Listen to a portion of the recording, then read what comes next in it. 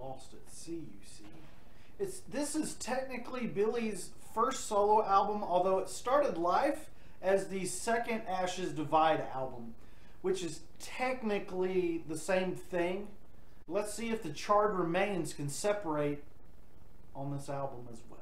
In addition to being the entirety of Ashes Divide, Billy Howerdel is one of the primary songwriters within A Perfect Circle.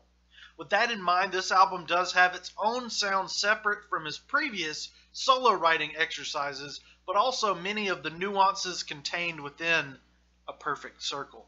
That's actually a perfect sentence.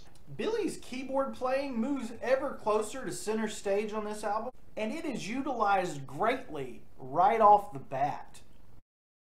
It can be difficult to trace the influences of A Perfect Circle across the World Wide Web, but I'd say this album rubs the right way with fans of Genesis or Tears for Fears, more than Ozzy Osbourne or Adam Ant, whatever the heck Wikipedia says about good old Billy here. It is all very 1980s, which is a good thing, but more polished and well-oiled in the emotions that slide into your head cavity like a bat made out of a pill capsule or something.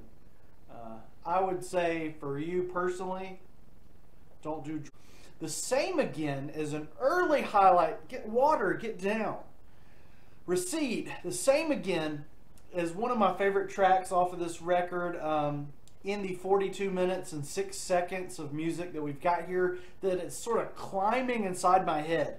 Beautiful Mistake has the best instrumentation and echoish lamentation in existence that I feel sad just thinking about how much I like it.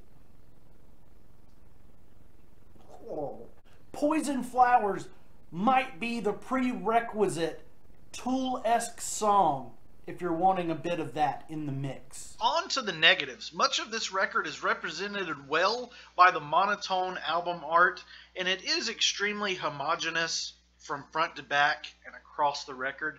There's many tracks that are background noise to a noisy and polluted planet.